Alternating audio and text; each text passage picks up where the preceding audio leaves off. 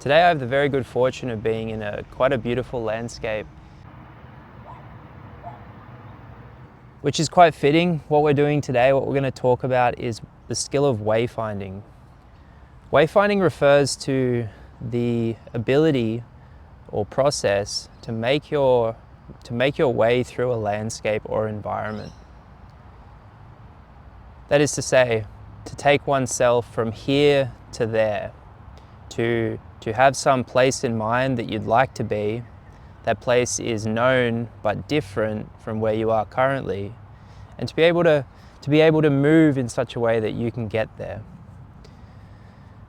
Let's sort of break down what that would involve. In particular, what knowledge you would need to have.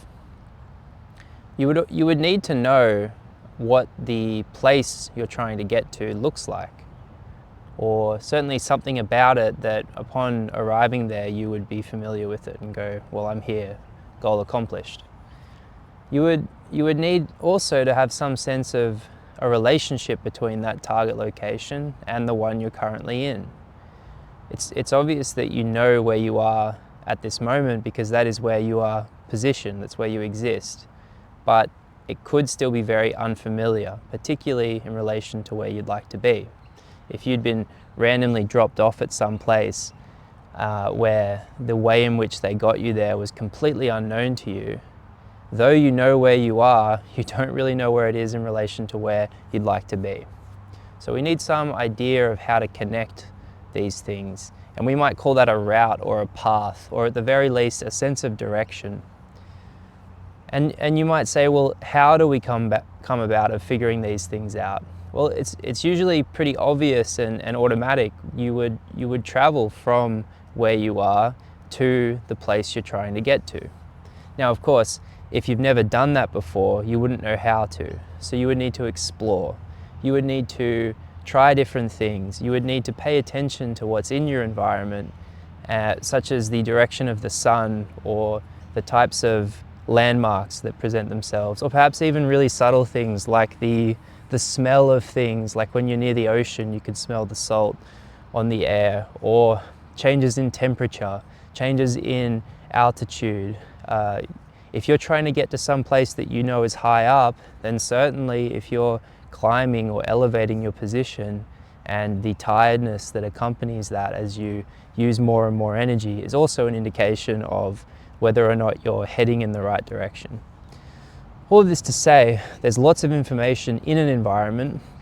There's lots of things that we can become aware of, sensitive of, familiar to, which may help us develop relationships between where we are now and where we'd like to be. And ultimately we would describe the mastery of the skill of wayfinding as, if you have the ability to start in any place in a particular landscape, and you from that place have available to you a plethora, many different routes that you may take to get to a particular location where you'd like to be, then you have mastered that environment. There's one more thing I'd like to point out as a part of this mastery. It's one thing to know of a route or path, it's another to be able to move along it. Consider that I am positioned on one bank of a river and the target, the place I'd like to be, is on the other side. If I have absolutely no means of crossing the river, then I cannot find my way. I would need to be able to swim across. I need to be able to acquire some sort of vessel, boat, means of transport to get across, or I need to know a way around the river. And if none of those things are possible, then I cannot wayfind. So it's not just essential to know of a path, it's essential to be able to travel across the path. With all of this said, with all this in mind, I want to quickly try to learn about how we can get better at the skill of wayfinding. And I have a particular goal beyond that, and that is, wayfinding is quite ancient as a skill. It's something we've all had to acquire and all of our ancestors had to perform. And owing to its like the essentialness of it and the fact that it's kind of an invariant of being a human, perhaps it has lessons for us as to how we ought to learn in other settings, how we ought to learn other skills. So that's my goal here. It's if we can, in the subsequent part of this video, I will try to make sense of how we can get better at wayfinding, with the ultimate goal of making inferences for other skills.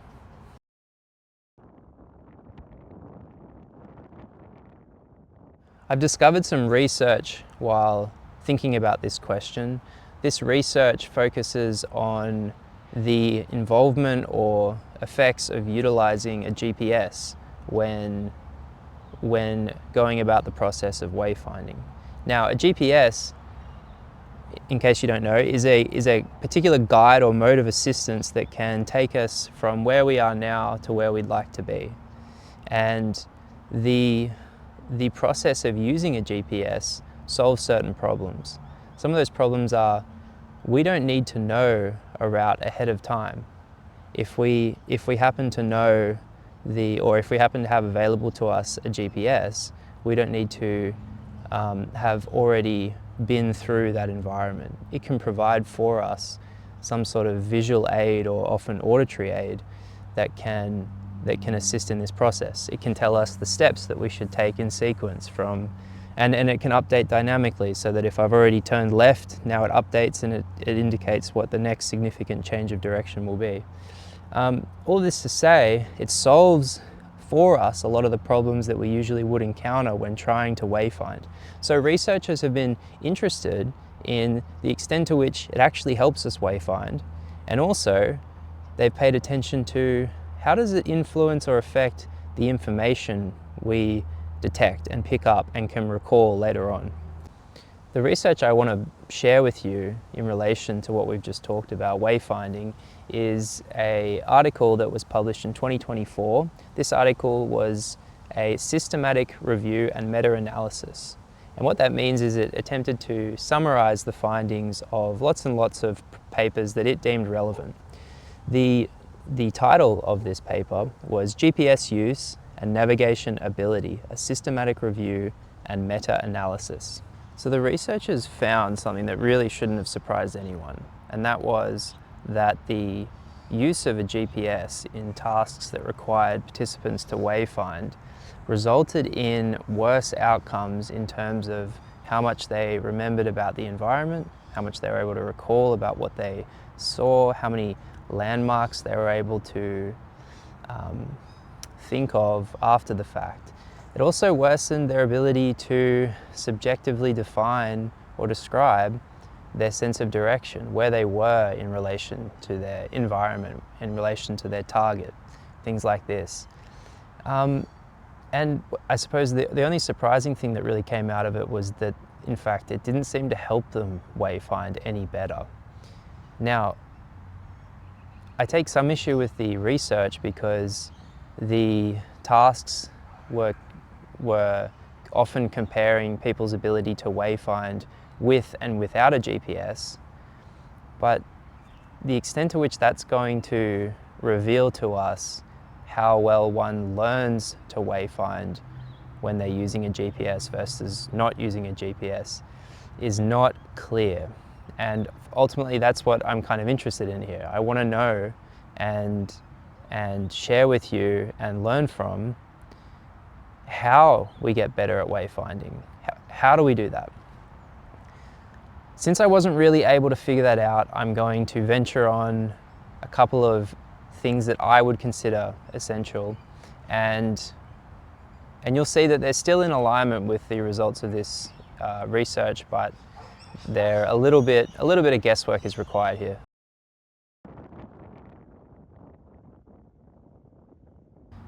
If I can use the environment to help me find my way through it, from where I am to where I want to be, I would say that environment contains information for that process.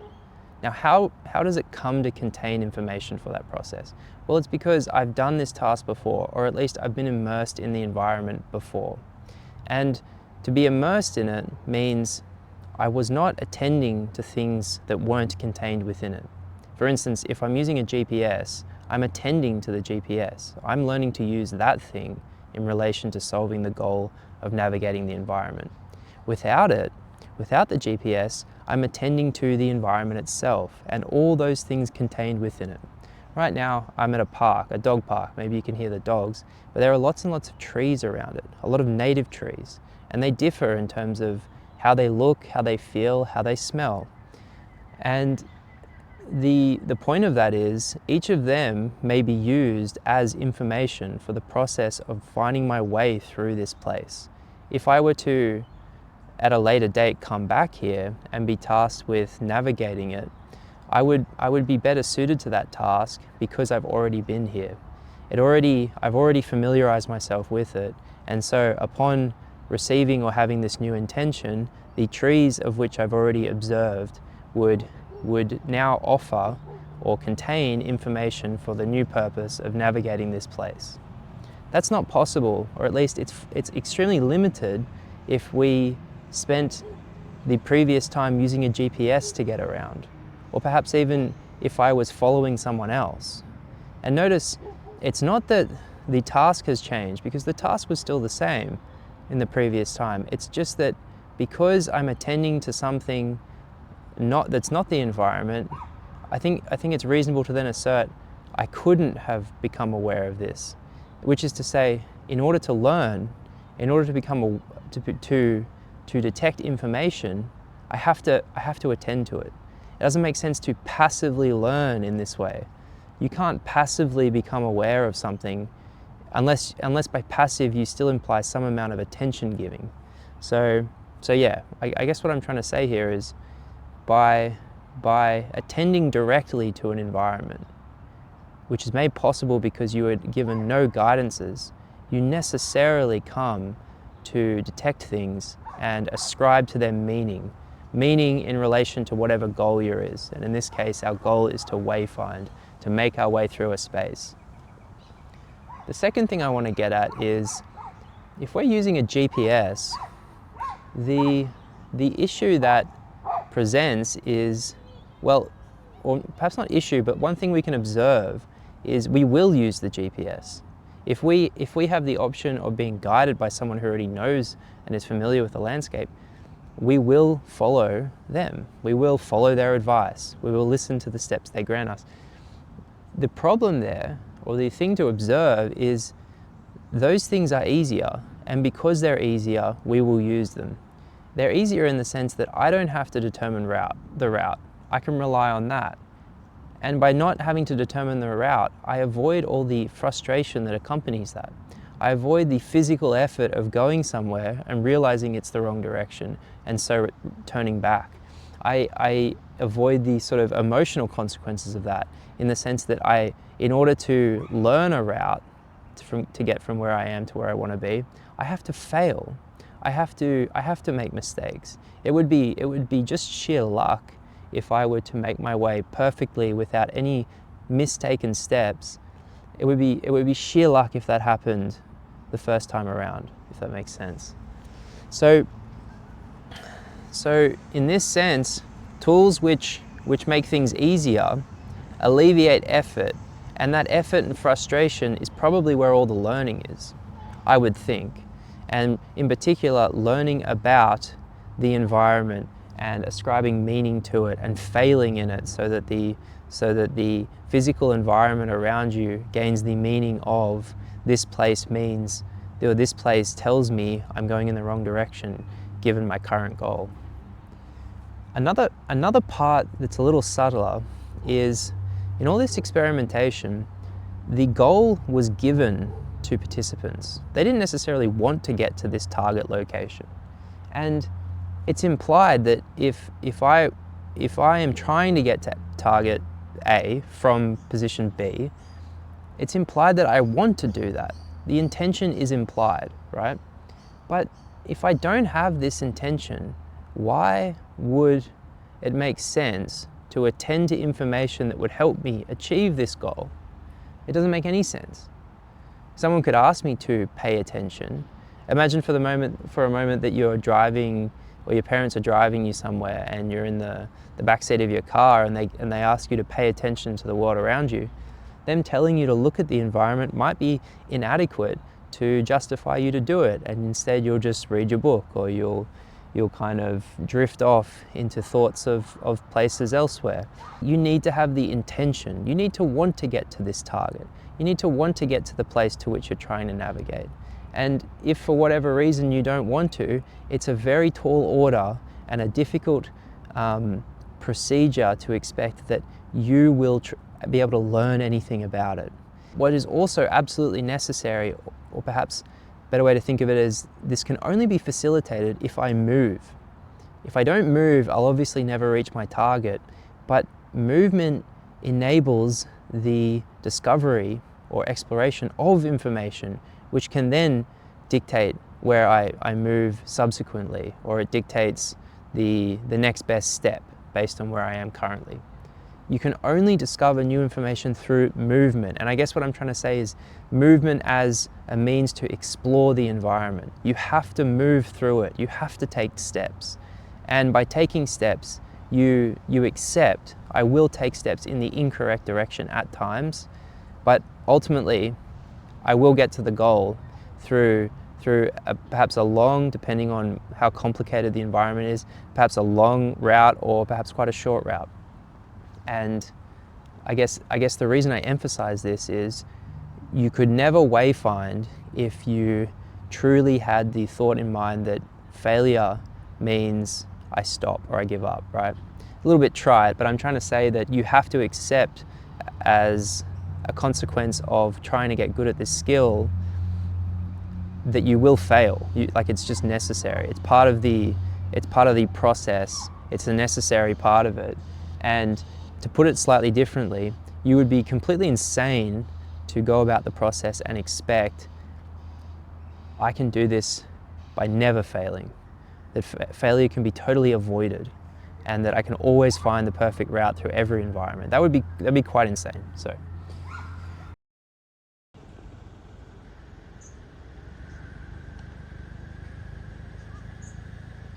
If you conceive of the process of getting good at any skill as finding the appropriate route from where you are now to where you ought to be or want to be, then you can see the sense in which it's figuratively equivalent to wayfinding.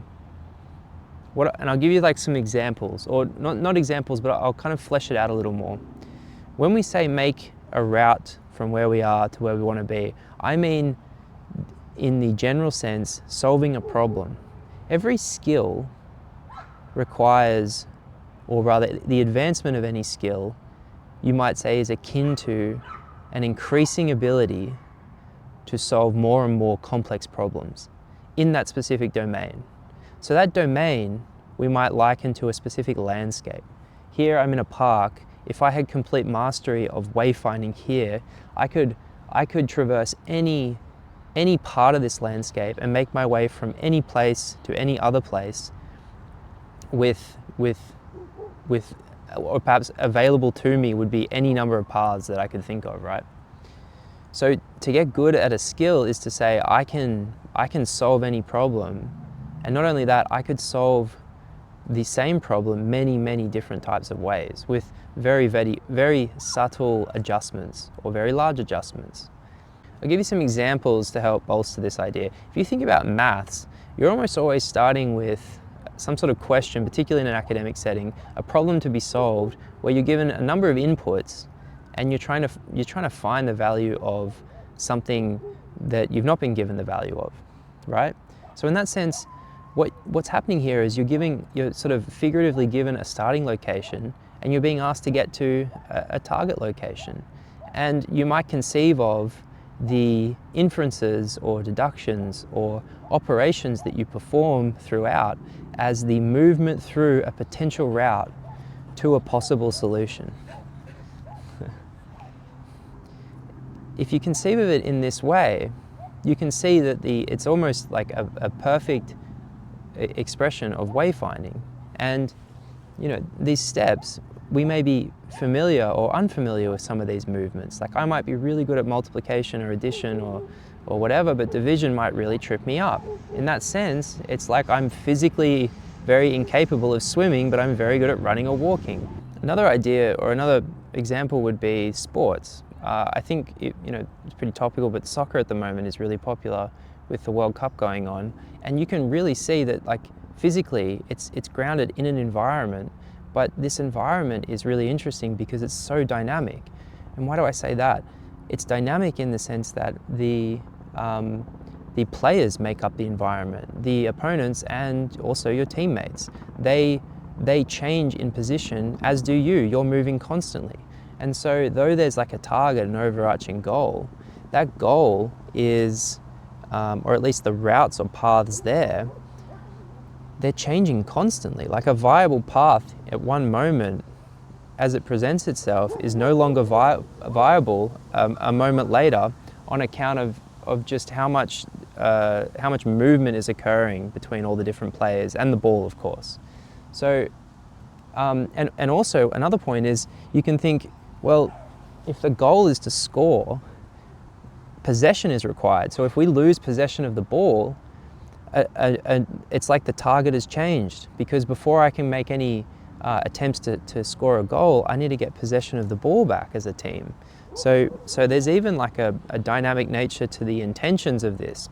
But ultimately, I think it still fits within this sort of framework that I'm trying to build here, and that is that to play soccer well is equivalent to Wayfind through what would be a very, very dynamic environment really well. And I would say it's not limited to soccer. Why should it be? Every sport within which we partake has an environment, and the environment contains both yourself and an opponent. And there are rules for this game, and the rules really dictate what your intentions are as you move through it. And it gives shape and character to the viable and unviable paths. And as you play and get better, you discover more and more viable movements and paths, and you detect increasingly subtle information for achieving your goals.